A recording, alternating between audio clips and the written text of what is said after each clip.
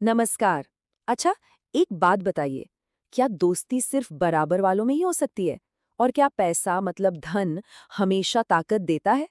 आज ना हम पंचतंत्र की एक बहुत ही दिलचस्प कहानी में गोता लगाएंगे और इन्हीं सवालों के जवाब ढूंढेंगे।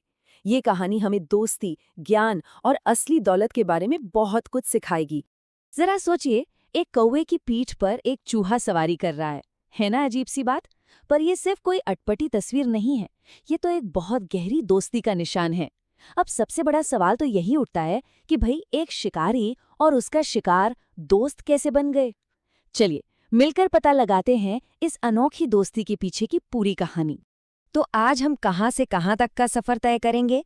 हम देखेंगे कि आखिर ये कौवे पर सवार चूहे का माजरा क्या है, फिर जानेंगे इनकी अनोखी दोस्ती के बारे में, एक अमीर चूहे का रहस्य भी खोलेंगे और बीजों के एक दृष्टांत से होते हुए देखेंगे कि कैसे खजाना एक जाल बन जाता है, और अंत में बात करेंगे जाने देने के ज्ञान की। तो तैयार हैं? चलिए कहानी की पहली परत खोलते हैं। तो सबसे पहले बात करते हैं इस कहानी की बाहरी परत की, उस अविश्वसनीय यात्रा की जहां से ये सब कुछ शुरू हुआ।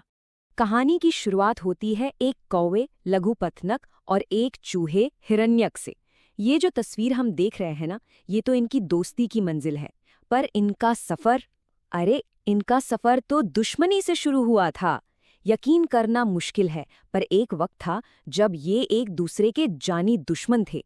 तो फिर सवाल ये है कि ये नामुमकिन सी लगने वाली दोस्ती मुमकिन हुई कैसे। आइए देखते हैं। तो चलिए अब उस दोस्ती की शुरुआत में चलते हैं। देखिए, हर दोस्ती की एक कहानी होती है, पर इनकी कहानी कुछ खास थी। इनकी दोस्ती की नींव तो कुदरती दुश्मनी की जमीन पर रखी गई थी, और इसे बनाने के लिए चाहिए था एक गजब का दृढ़ संकल्प। यहाँ पर ना मानो दो दुनियाएं आपस में टकरा रही थीं। एक तरफ था समझदार चूहा हिरण्यक।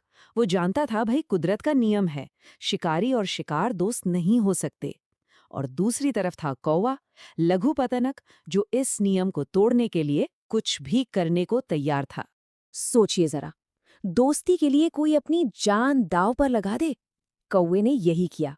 उसने कसम खा ली कि जब तक चूहा दोस्ती नहीं करेगा वो आमरण अनशन पर रहेगा।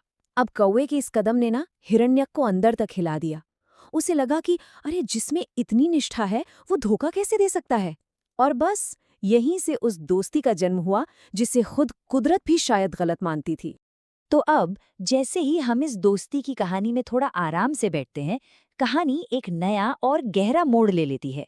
एक नया किरदार आता है, और उसका एक सीधा सा सवाल हमें एक और कहानी के अंदर खींच ले जाता है। एक ऐसी कहानी जो चूहे के अतीत का एक बहुत बड़ा राज खोलने वाली है। देखिए, ये कहानी बिल्कुल एक रशियन गुड़िया की तरह है। आप एक परत खोलो तो अंदर से दूसरी निकलती है। सब कुछ शुरू होता है कौवे और चूहे की यात्रा से। फिर रास्ते में एक कछुआ दोस्त मिलता है जो एक सवाल पूछता है।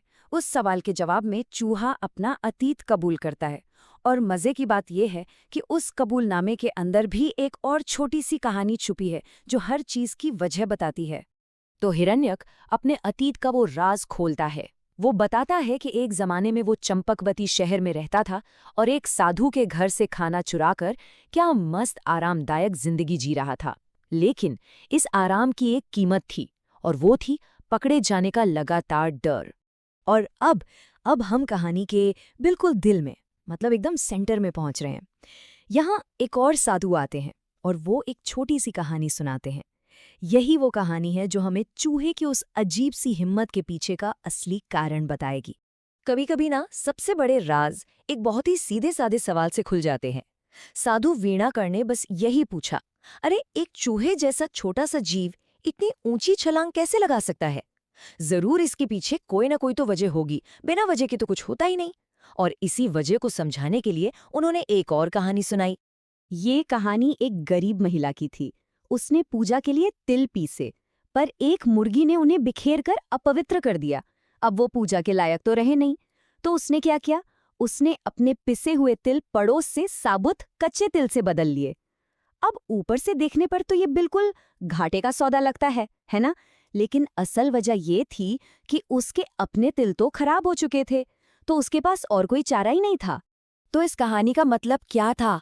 मतलब सीधा था कि जैसे उस महिला के अजीब से सौदे के पीछे एक ठोस वजह थी, वैसे ही इस चूहे के इतनी ऊंची छलांग लगाने के पीछे भी कोई न कोई बड़ी वजह जरूर है। और बस साधुओं ने अब उस वजह को ढूंढना शुरू कर दिया।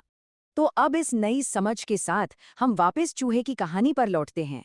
अब वक्त आ गया है पर्दा उठाने का, उसकी असली ताकत के स्रोत से और उसके गिरने की वजह से। और आखिर में साधुओं को जवाब मिल ही गया। चूहे की वो सारी हिम्मत, वो उसकी अपनी थी ही नहीं, वो तो आ रही थी उस दौलत से जो उसने जमा कर रखी थी।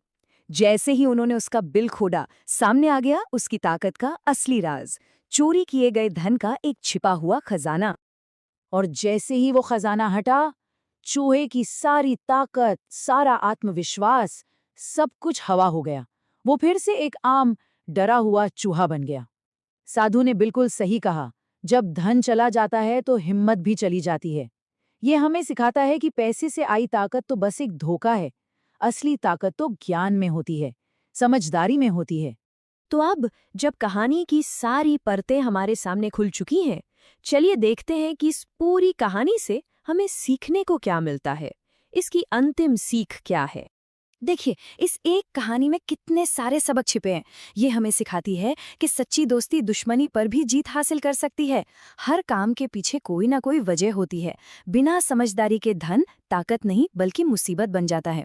असली आज़ादी सादगी से जीने में है, और हाँ, जहाँ अपमान मिले उस जगह को छोड़ देना ही बेहतर है।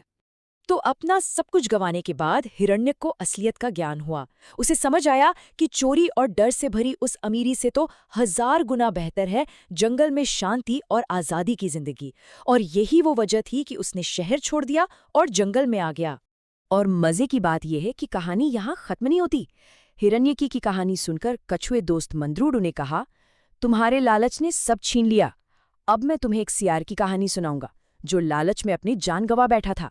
और यही तो पंचतंत्र की खूबसूरती है। यहाँ कहानियां एक दूसरे से जुड़कर ज्ञान की एक कभी न खत्म होने वाली लड़ी बनाती हैं। सोचिए, ये सदियों पुरानी कहानी आज भी कितनी सटीक बैठती है ना? और ये हमें एक बहुत ज़रूरी सवाल सोचने पर मजबूर करती है कि हमारी अपनी ज़िंदगी में ऐसा कौन सा खजाना है, चाहे वो कोई चीज़ हो, कोई आदत हो या कोई रिश्ता, जो असल में हमारी आज़ादी और हमारे सुकून पर एक बोझ बन गया है। सोचिएगा ज़रूर।